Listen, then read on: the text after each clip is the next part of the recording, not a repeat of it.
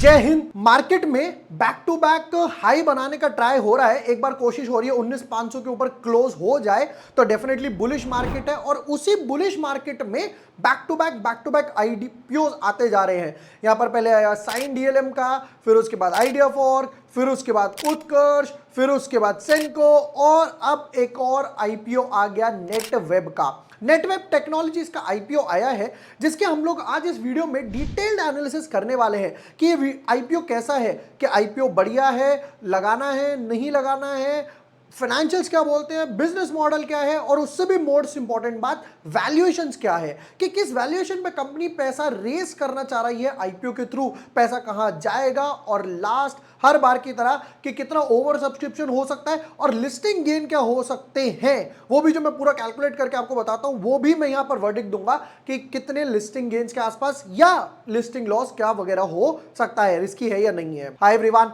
My name is Vibhor Varshney, I am a SEBI registered research analyst. आज की video में Netweb technologies का जो आईपीओ आया है उस पर डिटेल्ड एनालिसिस हम लोग करने वाले हैं। चलो विदाउट वेस्टिंग टाइम चलते अपने एनालिसिस की तरफ। बिफोर मूविंग अहेड, अगर अभी तक आपने चैनल सब्सक्राइब नहीं किया है या न्यू यूजर हो, subscribe the channel, press the bell icon. जैसे कि मैंने यहां पर 4 दिन पहले ही डाल दिया था उत्कर्ष आईपीओ, उत्कर्ष स्मॉल फाइनेंस आईपीओ का एनालिसिस, और सबसे बेस्ट पार्ट ये कि अभी तक डॉट टू डॉट जितना ओवर सब्सक्रिप्शन एक्सपेक्टेड था वो ही चला। फिर साइन डीएलएम में भी हमारा डॉट टू डॉट गया, आइडिया फॉर्क में भी डॉट टू डॉट गया और आज सेंको गोल्ड जब ओपन हुआ तो यहां पर भी have a look dot to dot हुआ। यहां पर मैंने 1 मिनट एनालिसिस डाले थे जहां पर मैंने कहा था 32 से लेकर 48% के आसपास ही लिस्टिंग गेन आएंगे एंड एग्जैक्टली उसी ब्रैकेट में यहां पर आंसर आया। चलो अब एग्जैक्टली इसके एनालिसिस करने वाले हैं। नेटवेब टेक्नोलॉजीज आईपीओ है क्या, सब कुछ रीड करेंगे साथ के साथ और स्टेप बाय स्टेप मूव करने वाले हैं। चलो शुरू से एक काम करते हैं, रीड करना स्टार्ट करते हैं साथ में। क्या आया? इनकॉर्पोरेटेड इन 1999, यानी कि ऑलमोस्ट 24 साल पुरानी कंपनी है। Netweb technologies India limited provides high end computing solutions, ठीक है, high performance computing systems, private cloud and hyper converged infrastructure, cloud compute storage वगैरह देते हैं, AI system and enterprise workstations. अब हुआ क्या, अभी 4-5 दिन पहले की बात है, एआई पर ही मैंने एक वीडियो डाला था जहां पर मैंने 8 ऐसे स्टॉक डिस्कस करे थे जो एआई वगैरह से रिलेटेड है, उसके आगे पीछे काम कर रहे हैं, जिसमें अभी तक केल्टन टेक अच्छे रिटर्न्स दे चुका है, ऑलमोस्ट 15 से 20% दे चुका, जेंजर टेक मूव करना स्टार्ट कर चुका, ठीक है, और भी यहां पर स्टॉक से जाकर एक बारी पे नजर मार लेना। चलो वापस आते हैं अपने आईपीओ पर, ठीक है। हाई परफॉर्मेंस स्टोरेज देते हैं और डाटा सर्विस सेंटर्स वगैरह जहां पर आप डाटा स्टोर्स वगैरह कर सकते हो वो सब देते हैं, ठीक है। एक बार एक काम करते हैं, पहले बेसिक डिटेल देख लेते हैं कंपनी के डिटेल्स क्या आ रहे हैं। चलो ओपनिंग डेट 17 जुलाई, 19 जुलाई, यानी 17 से 19 जुलाई तक आईपीओ ओपन रहने वाला है। 3 दिन का आईपीओ है। 24 जुलाई के आसपास अलॉटमेंट आएगी, 25 जुलाई के आसपास रिफंड्स या अनब्लॉकिंग ऑफ अमाउंट्स होगा, क्रेडिट टू शेयर्स 26 जुलाई को और लिस्टिंग डेट है यहां पर 27/7, 27 जुलाई को यहां पर लिस्टिंग होगी, ठीक है। अब नेक्स्ट पार्ट पर आते हैं, ये तो बेसिक डिटेल्स देख ली, फिर आते हैं इसकी वैल्यूएशंस वगैरह क्या चल रही है और वैल्यूएशंस, फाइनेंशियल्स, बिजनेस मॉडल के बाद।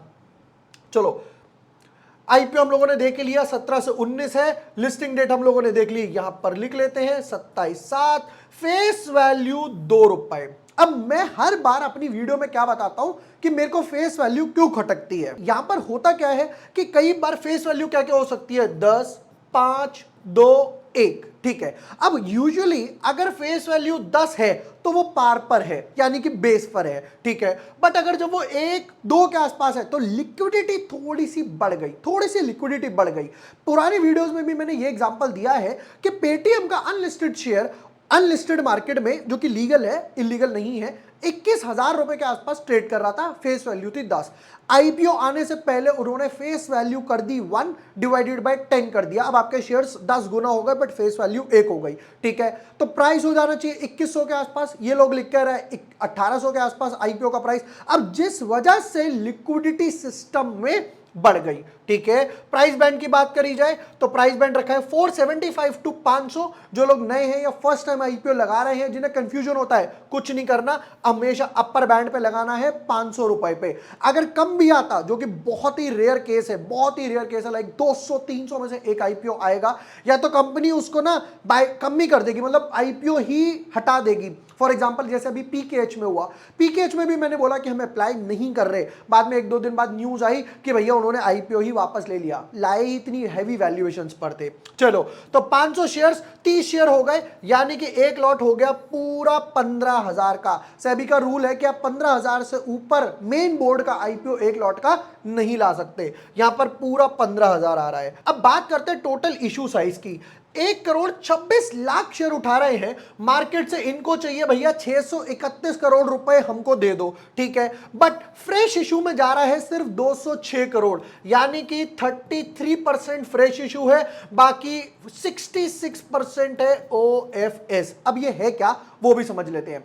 मान लेते हैं मुझे मार्केट से पैसा उठाना है, मार्केट गया, मुझे बिजनेस स्टार्ट करना है या कुछ भी करना है, तो मुझे पैसे की जरूरत है। तो पैसा उठाने के दो तरीके, पहला डेट, दूसरा इक्विटी। डेट मतलब डिबेंचर्स, बॉन्ड, लोन वगैरह। ठीक है, डेट का प्रॉब्लम क्या है कि पैसा आप प्रॉफिट में हो, लॉस में हो, कोई फर्क नहीं पड़ता, हर मंथ, हर क्वार्टर, जो भी आपका काम, जब जिस तरीके से भी आपके टर्म्स हैं, आपको इंटरेस्ट देना ही पड़ेगा। आपने न्यूज सुनी होगी कि भैया इस कंपनी ने डिफॉल्ट कर दिया लोन पर, स्टॉक गिर जाता है। मुझे इंटरेस्ट चाहिए, प्रॉफिट में हो, लॉस में हो, मुझे फर्क नहीं पड़ता, ये डेट के साथ प्रॉब्लम है। इक्विटी, अब इक्विटी पे आते हैं। इक्विटी में वापस से पैसा उठाने के दो तरीके, पहला फ्रेश इशू, आप नए शेयर इशू करो, वो पैसा कंपनी के पास जाएगा, आपके पास पैसा एज एन कंपनी के पास आ गया। ओएफएस, ओएफएस में प्रॉब्लम क्या है, जब आप मार्केट में शेयर्स बेचोगे, as the name suggest offer for sale, तो वो पैसा एग्जिस्टिंग शेयर होल्डर्स के पास जाएगा, कंपनी के पास नहीं जाएगा। इक्विटी का बेस्ट पार्ट ये, कंपनी प्रॉफिट में है, लॉस में है, कोई किसी की लायबिलिटी नहीं बनती, लायबिलिटी नहीं बनती। चलो वापस आते हैं। अब यहां पर हुआ क्या कि यहां पर 33% ही पैसा जो है फ्रेश इशू, यानी ये पैसा 206 करोड़ कंपनी के पास जाएगा। ऑफर फॉर सेल 425 करोड़ जो है वो यहां पर जाएगा एग्जिस्टिंग शेयर होल्डर्स के पास। थोड़ा सा नेगेटिव है, 40-60, 50-50 भी होता तो भी वैलिड होता। ठीक है, नेक्स्ट पार्ट पर आते हैं। इंप्लॉय कोटा भी रखा हुआ है और इंप्लॉय डिस्काउंट भी रखा है 25 रुपए पर शेयर का, दोनों बोर्सेस पर लिस्टेड है। ठीक है, अब ये थोड़ा सा ओके पॉइंट है, इतना नेगेटिव भी नहीं, बट हाँ डेफिनेटली इतना पॉजिटिव भी नहीं है। मैं चाहूंगा जब मैं पैसा लगा रहा हूं तो वो पैसा कंपनी के पास जाए ताकि काम बेटर हो सके। अब आते हैं नेक्स्ट पार्ट पर। चलिए जी, QIB नॉट मोर देन 50%, मतलब QIB आपको मिलेगा मैक्सिमम 50% आपके लिए कोटा है। HNI category not less than 15%, मतलब मिनिमम 15% तो लेना ही पड़ेगा, और नॉट लेस देन 35%, 35% कैटेगरी रखी है यहां पर रिटेल वालों के लिए। ठीक है, नेक्स्ट पार्ट पर आते हैं। अभी रह गई है फाइनेंशियल्स और होल्डिंग्स। होल्डिंग्स की बात करें तो अभी तक प्रमोटर की होल्डिंग है 97, जो कि बहुत अच्छी बात है। सेलिंग के बाद भी इनकी 75 रहेगी, जिसमें से इनको थोड़ा सा काटना पड़ेगा। सेबी का रूल यह बोलता है कि एक private limited company, public limited company में प्रमोटर 75% तक ही होल्ड कर सकता है। 1 साल बाद, 2 साल बाद उसको यहां पर लिस्टिंग 75 पे लानी पड़ेगी, तो बहुत माइन्यूट डाइल्यूट करना पड़ेगा। Overall 75% is a very good number. चलो एक चीज पॉजिटिव निकल कर आई। चलो नेक्स्ट पार्ट पर आते हैं, one of the most important, financials. Financials में ना एटलीस्ट आइडिया लग जाता है कितनी बोरोइंग्स है, कितने रिजर्व्स है, कंपनी की सेल्स क्या हुई, और सेल्स के बाद भी बचा कितना, प्रॉफिट क्या हुआ, मुझे तो वो बताओ। तो एक काम करते हैं, एसेट से स्टार्ट करते हैं। यहां पर 50 करोड़ के आसपास एसेट्स थे, जो कि डबल हो गए, 100% ग्रोथ हुई एसेट्स में 110 करोड़। फिर उसके बाद 40% के आसपास ग्रोथ हुई 148 करोड़, और 265, ऑलमोस्ट 75-80% के आसपास ग्रोथ हुई। यहां पर भी अच्छी ग्रोथ दिखाई दे रही है। नेक्स्ट पार्ट पर आते हैं, रेवेन्यू। 157 करोड़ की सेल्स थी, हल्का सा ड्रॉप आया सेल्स में 144, यहां पर थोड़ा सा कोविड फर्स्ट वेव आई थी। ठीक है, फिर 247 वेव 2 आई, इनफैक्ट ग्रोथ अच्छी खासी दिखाई दे रही है, वर्क फ्रॉम होम था लोगों का, और 247 के आसपास 445, अगेन 80% ग्रोथ, एसेट्स में भी ग्रोथ हुई और यहां पर रेवेन्यू में भी ग्रोथ हुई। अब आते हैं नेक्स्ट पार्ट पर, profit after tax. Profit after tax ये बताता है कि भैया मैंने सेल्स इतनी करी, उसमें से इतने खर्चे करे, इतना इंटरेस्ट पे करा, इतना टैक्स पे करा, अब आखिरी में मैं इतने पर बचा हूं। यही तो चीज है जो मैं घर लेकर गया, घर एज इन कंपनी में लेकर गया, आखिरी में ये बचता है जिसको हिंदी में कहते हैं शुद्ध लाभ। चलो नेक्स्ट पार्ट पर आते हैं। अब पैट 4 करोड़ के आसपास, 3.91 4 करोड़ के आसपास प्रॉफिट है, जो कि अगर मार्जिन से कंपेयर किया जाए 157 करोड़ की सेल्स करने के बाद आपके हाथ में बचते हैं 4 करोड़, मार्जिन 2-2.5% के आसपास। ठीक है, मार्जिन अच्छे खासे बढ़ गए। यहां पर मार्जिन, एक काम करते हैं, इसको चेंज कर लेते हैं।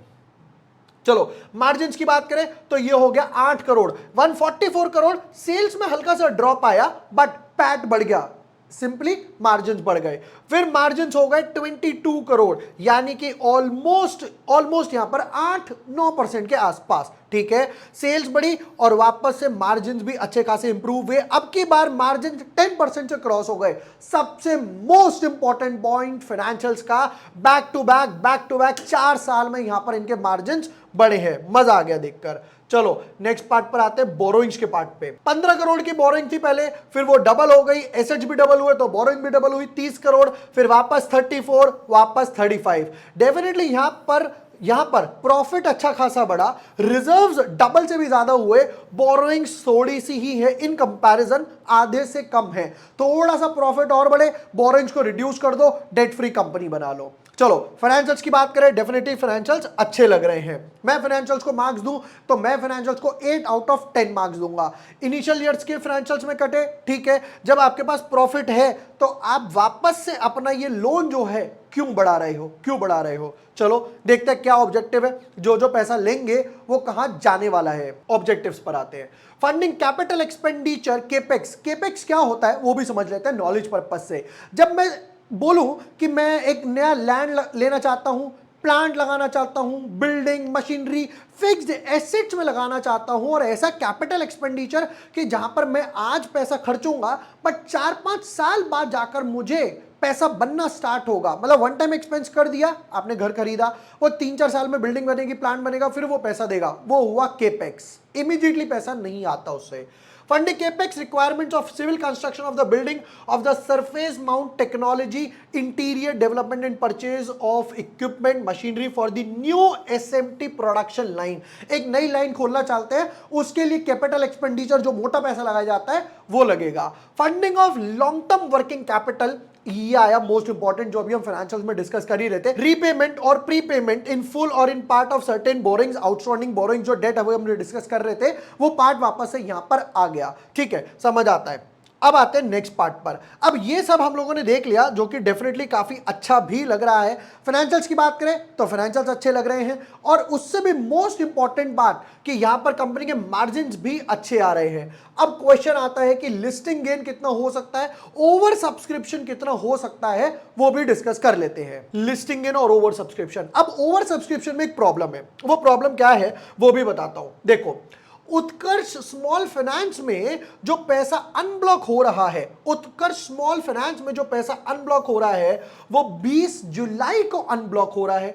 बट हमने इसकी डेट देखी नेटवेब की, जो है 17 से 19, तो जो पैसा यहां पर अनब्लॉक होगा वो उस टाइम तक आप यूज नहीं कर पाओगे, जिसकी वजह से ओवर सब्सक्रिप्शन थोड़ा सा कम हो गया। थोड़ा सा ओवर सब्सक्रिप्शन यहां पर हिट कर सकता है।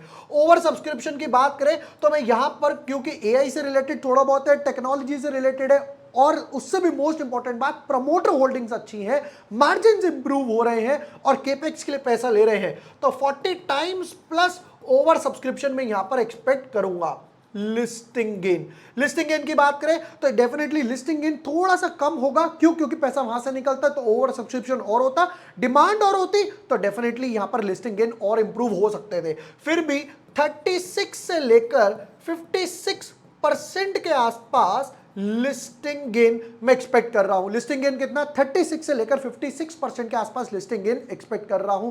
एआई की कंपनी है, टेक्नोलॉजी से रिलेटेड है, तो डेफिनेटली यहां पर मैं मल्टीपल पैन अकाउंट से अप्लाई करूंगा, मम्मी का, भाई का, ताकि मेरे अलॉटमेंट के चांसेस बढ़ जाए। ये थे नेटवेब आईपीओ के डिटेल्ड एनालिसिस। और भी वीडियोस आने वाले हैं, ढेर सारे वीडियोस आने वाले हैं। वीडियो पसंद आए हो share with your friends, like and subscribe. Thank you for watching the video. Lots of love.